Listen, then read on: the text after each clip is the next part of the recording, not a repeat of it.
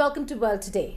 From the world's biggest trade deal to continued security crisis in Afghanistan and political crisis in Pakistan, it has been a rather busy week on the international front. But before we delve into the details of these stories, the world's biggest trade deal was signed this week among ASEAN and 5 other nations, the Regional Comprehensive Economic Cooperation Agreement, a deal that hopes to provide remedies in the post-pandemic economic recovery for the world, a deal that will provide free trade among participating nations to smoothen supply chains. India chose to sit out of it and US has been excluded. Here's an explainer.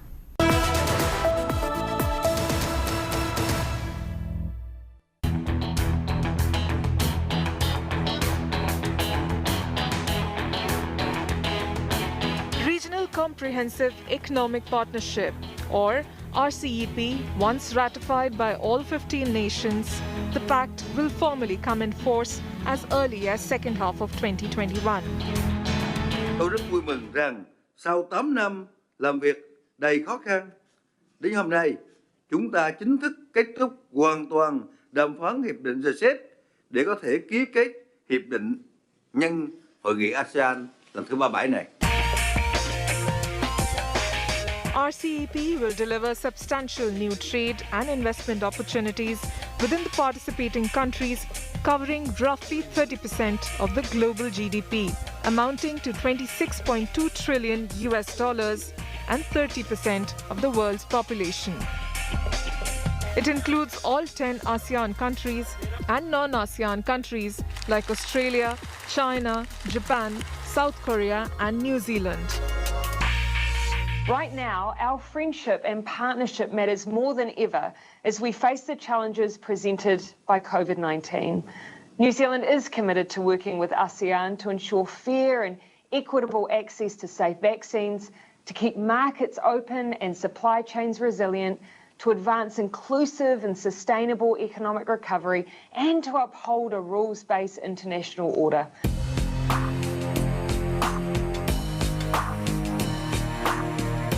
The RCEP gives an edge to China. The agreement would lower tariffs and open up the services trade within the bloc.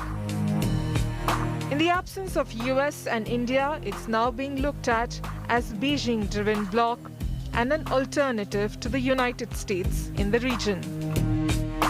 First proposed in 2012, the deal was finally sealed at the end of a Southeast Asian summit as leaders pushed to get their pandemic-hit economies back on track. 在新冠肺炎疫情仍在全球蔓延、世界经济严重衰退、单边主义、保护主义加剧的背景下 ，RCEP 得以签署，将有力地促进地区经济复苏，拉动全球经济增长。 But India considers it unfair and one that would allow Beijing's subsidized products to prevail in these markets. While China is party to a number of bilateral trade agreements, this is the first time it has signed up to a regional multilateral trade pact. India will continue to forge bilateral ties with the RCEP nations separately.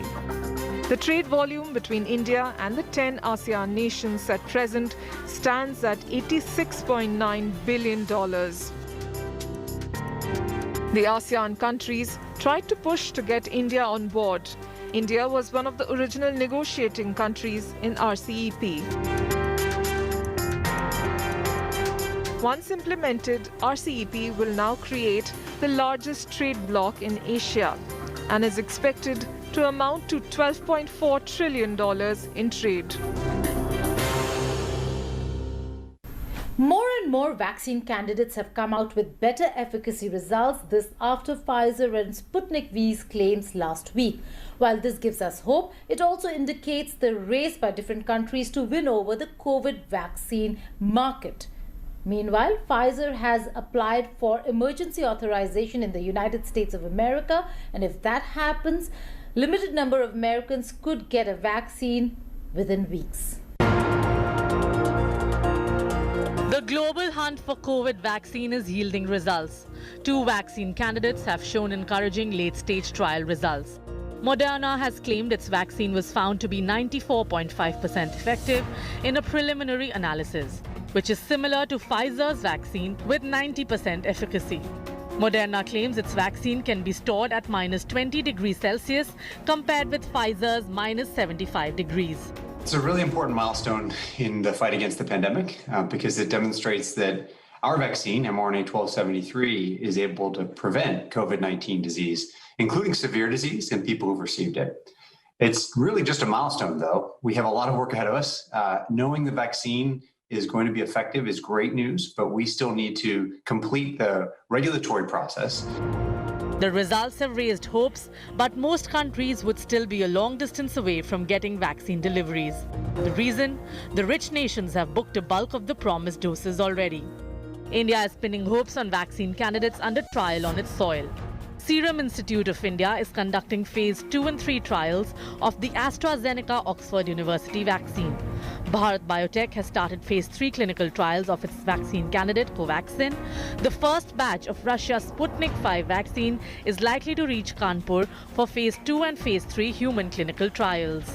Vaccine के research के मामले में भारत के वैज्ञानिक जो है दुनिया के वैज्ञानिकों की तरह बहुत अच्छी तरह से काम कर रहे हैं। जैसे उसके जो कामयाबी के रिजल्ट्स आएंगे तो देश के सामने उनको प्रस्तुत किया जाएगा। निश्चित रूप से अगले साल के अंदर वैक्सीन आएगा और अगले साल के शुरुआती महीनों में ही आएगा। The World Health Organization has warned that finding a vaccine in itself would not mean the end of COVID. It's important to emphasize that a vaccine will complement the other tools we have, not replace them. A vaccine on its own will not end the pandemic. Vaccine nationalism is the new threat that the world is facing in its war on COVID-19. Only 13% of the world's population has already ordered 51% of the doses promised. Now remember, the WHO had warned about this. The WHO had said if the rich nations corner the vaccines, then we will see the pandemic linger on till 2024. This is Aishwarya Paliwal reporting from New Delhi with camera person Sanjay Kumar. The Afghans have been the worst victims of the ensuing war in Afghanistan, be it at the hands of terrorists or, for that matter, as recent reports reveal, at the hands of those forces deployed there to rid the region of terrorism.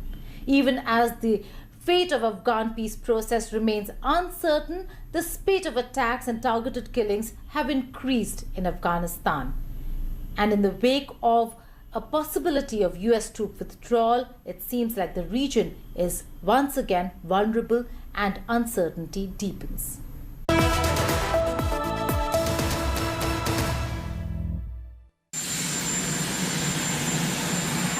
Even as the US is sticking to President Trump's plans of troop withdrawal, the number and magnitude of terror attacks in Afghanistan are on the rise. From civilians, official installations to journalists, all have come under attack, raising concerns over whether a complete troop withdrawal is the only option. It's no way really to try to end a war, what the Trump administration is doing. It's messy and involves firing people who've been there for years. But I think people should still support efforts to pull out of the war, even if they don't like Trump, because we've been at this for almost 20 years, 2 decades. And my concern is that we don't get out now while there's some momentum to do it, and we may never do so. So whoever's president, that's the policy I think they should pursue. The expected plans would cut US troop numbers almost in half by January 15th, leaving 2,500 troops in Afghanistan. The announcement came even as intra-Afghan talks have begun in Doha. While the US exit is a welcome sign for the Taliban, allied forces of the NATO have expressed concerns regarding maintaining peace and control over the region, calling the withdrawal an unnecessary additional hurdle. Deshalb sind wir insbesondere besorgt, was die US-Ankündigung für den Fortgang der Friedensgespräche in Afghanistan bedeuten könnte. Dass beide Seiten nach Jahrzehnten des Konflikts nun an einem Verhandlungstisch sitzen und begonnen haben, konstruktiv miteinander zu sprechen, ist sicherlich keine Selbstverständlichkeit. Und es gilt dazu natürlich auch zu sagen, dass der Prozess, um den es da geht, eben erst am Anfang steht. Es gibt auch so unzählige Unwägbarkeiten und Hürden, die dabei noch vor uns liegen. Und deshalb ohne Not sollten wir nicht noch zusätzliche Hürden aufbauen, die ein überstürzter Abzug aus Afghanistan ganz sicherlich zur Folge haben würde. And even as Afghanistan was grappling with the future, the past has come to haunt it. A shocking report into war crimes by elite Australian troops found evidence that soldiers unlawfully killed 39 Afghan prisoners, farmers and civilians. To the people of Afghanistan, on behalf of the Australian Defence Force, I sincerely and unreservedly apologise for any wrongdoing by Australian soldiers. I've spoken directly with my Afghan counterpart, General Zia, to convey this message. Such alleged behaviour profoundly disrespected the trust placed in us by the Afghan people, who had asked us to their country to help them. It's not just about the individuals who committed these alleged crimes, but it's also lessons for throughout the chain of command within the ADF, within defence, and there are also lessons, I think, for government as well. So we have to accept it for what it is. This is not fog of war. These are allegations of absolute clear-cut murder and war crimes. The Australian Defence Force chief was announcing the findings of a 4-year investigation by Judge Paul Brereton. The investigation looked into allegations and in the process interviewed more than 400 witnesses and reviewed thousands of pages of documents. The news of such war crimes has not just shaken up the country, but the world as well. While Afghanistan has accepted official apologies from the Australian government, the families of the victims await justice and seek action from Australia. Pakistan finds itself in yet another political turmoil. Imran Khan's government is being questioned from all quarters, be it the opposition parties, on the Chinese debt trap and the economic situation that Pakistan is in, or for that matter, the Pashtuns who are raising their voice against the atrocities being committed by the administration and the establishment against their community. Also, this comes at a time when Imran Khan government has been crippled because of protests rising from the cartoon controversy that emanated in France. Here's a report. Violent protesters of radical Barelvi hardline group Tehreek-e-Labbaik Pakistan clashed with the police at multiple locations in Rawalpindi and Islamabad.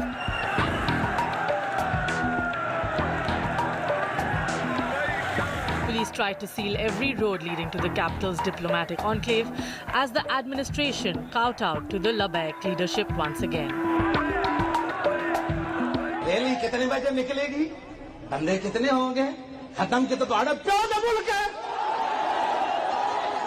10 जने बैठ तो गड्ढे उते बैठन सारे किसी का प्यो दादा काले पानी गया होवे। अंग्रेज दियां चूड़ियां करते रहे सारे बुजुर्गों को फांसी दिवान लग्या आज पाकिस्तान दे नामे पड़दे हो। Several policemen were injured in the pitched battles the radicals fought with the police, demanding the closure of the French embassy in Islamabad after the French President Emmanuel Macron spoke in the favor of free speech. In sheer panic, Pakistan shut down internet and mobile services in the violent hit areas. Fearing the protesters could enter the diplomatic enclave, Pakistan Prime Minister Imran Khan ordered all rallies be banned across Pakistan, using coronavirus pandemic as an excuse. Trading relationship.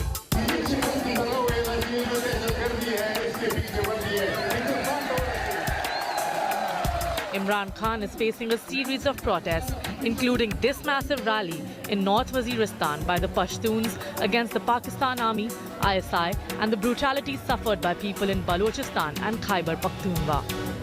The protesters said 30,000 men had been abducted by the Pakistan Army in 10 years in Khyber Pakhtunkhwa and Balochistan. Imran Khan's problems have been compounded by the entire opposition standing up to Pakistan Army ruling by proxy, using Imran Khan as a mere prop. In fact, PMLN leader Maryam Nawaz leveled a grave charge against the Pakistan Army. अगर आप मरियम नवाज के कमरों और bathrooms में cameras लगा सकते हैं ये हुआ है मेरे साथ। अगर आप मरियम नवाज के हर चीज को आप उस पे नजर रख सकते हैं, टैप कर सकते हैं, अगर आप मरियम नवाज के ऊपर जाती हमले करवा सकते हैं, तो पाकिस्तान की कोई भी औरत महफूज नहीं है। Pakistan is in deep financial crisis and has sought another $2.7 billion loan from China to work on stalled CPEC projects. With traditional allies like the US and the Saudi Arabia dumping Islamabad, Pakistan is left with only China. China keeps pumping money to keep its hold over Pakistan. With Imran desperate, Beijing is driving a hard bargain and extracting higher interest rates on its loans. But Imran Khan is oblivious that Pakistan is more and more getting entangled in the dragon's death trap. मुल्क का जो future है ना वो China के साथ है, ठीक, ये क्लियर हो जाए। CPEC उसका एक बहुत बड़ा हिस्सा है, बहुत बड़ा हिस्सा है जो हमारा आगे चाइना से रिलेशनशिप है। चाइना के साथ जो चाइना का डेवलपमेंट मॉडल है, अगर आज पाकिस्तान ने कोई भी डेवलपमेंट मॉडल अपनाना है वो चाइना का है। Imran's reliance on China comes at a time when protests are raging against Pakistan army. The army is accused of colluding with China to plunder Baloch and Gilgit-Baltistan of its natural resources. Will China come to help Pakistan this time, as it has held off on projects under the China-Pakistan Economic Corridor following the recent political turmoil and COVID situation in Pakistan?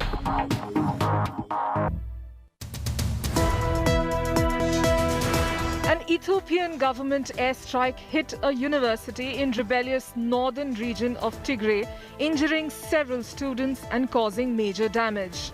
Ethiopia's government has been fighting the Tigray regional forces for more than 2 weeks. Each side regards the other as illegal. This has been the result of a falling out between Ethiopian Prime Minister Abiy Ahmed and the Tigray leaders who once dominated the country's ruling coalition. Peru's political crisis has been resolved for the time being, with the Congress clearing way for Francisco Sagasti as the consensus candidate to become the country's third president in 2 weeks. Jubilant people celebrated on the streets of Peru's capital.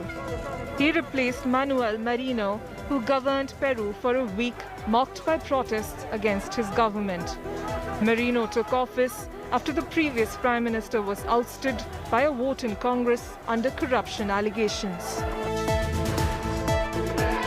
3 former pro-democracy lawmakers of Hong Kong were arrested on 18th November for disrupting the legislature during debate on a national anthem bill earlier this year. The trio separately disrupted legislative meetings by splashing pungent liquids and other items on 2 occasions. Though they were released the same day, they now have court cases to fight. This comes a week after pro-democracy lawmakers of Hong Kong legislature resigned en masse. The navies of India, United States of America, Japan and Australia held a series of complex maneuvers in the Bay of Bengal as part of the Malabar exercise. Australia, for the first time, took part in the 4-day-long first phase of the mega naval exercise of the member nations of Quadrilateral Coalition. The US House of Representatives passed a bipartisan resolution recognizing the cultural and religious significance of autonomous Tibet. It also sought peaceful solutions to the conflict. The resolution recognized the significance of the genuine autonomy of Tibet and the Tibetan people, and the work done by the 14th Dalai Lama to promote global peace, harmony and understanding. Protests rage across the streets of Bangkok for constitutional changes. The Thai parliament is resisting the demand of people for reforms, as also the demand for resignation of Prime Minister Prayut, who as army chief in 2014 was the man behind the coup that ousted the then elected government. He returned to power in last year's elections that were held after laws were changed to favor the pro-military party. People's protests that began in July this year have only intensified by the day. Here's a report.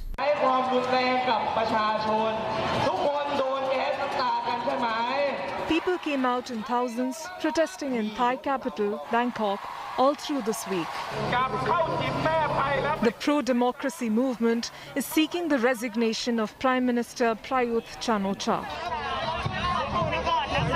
The protesters wrapped a large white cloth around Bangkok's democracy monument, on which they wrote messages to the government with their demands and their wishes for the future.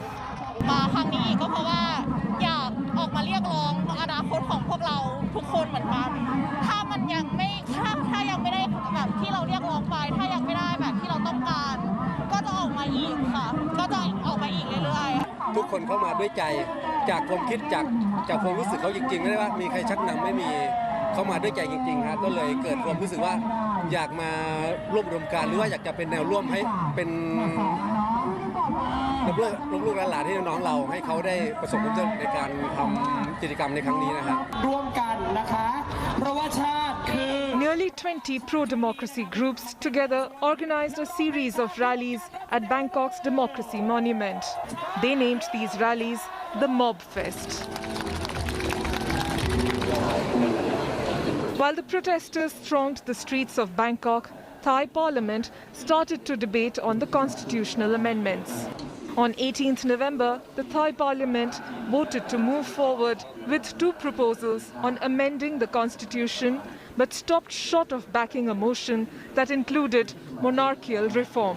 ที่เราต้องออกมาสู้ด้วยหัวจิตหัวใจเพราะผมเป็นนักการเมืองผมดูออกว่าอันเนี้ยรัฐธรรมนูญ60เนี่ยไม่ได้สร้างปัญหาแก้ปัญหาในอดีตและมันเป็นประโยชน์ต่อระบบการเมืองในระยะยาว On 17th November, police had to use water cannons against the protesters on the street. At one point, guns were fired. 2 were wounded. Another 55 were injured in a brawl between the pro-democracy protesters and stone-throwing royalists who opposed constitutional change. The protesters would attempt to break into the area. Some of those were rushing into the front line of the yellow shirt protesters there. And then there was a crash between them for about 5 minutes. And then they realized that there was nothing good for doing that. So then the leaders of the two groups then decided to stop the crashing between them. And then, as I said, police had no choice, but because we were also hit by the protesters as well, as I said, we repeatedly gave them warnings, gave them announcement that they were breaking the law, and we could not hold that stronghold anymore. Protests now continue on the streets of Bangkok against Prime Minister Prayut and his government. That's all in this episode of World Today, but before I go, here are visuals of SpaceX's new capsule Dragon that docked at the International Space Station. Elon Musk's program took 4 astronauts to the ISS, and they'll be there till the spring.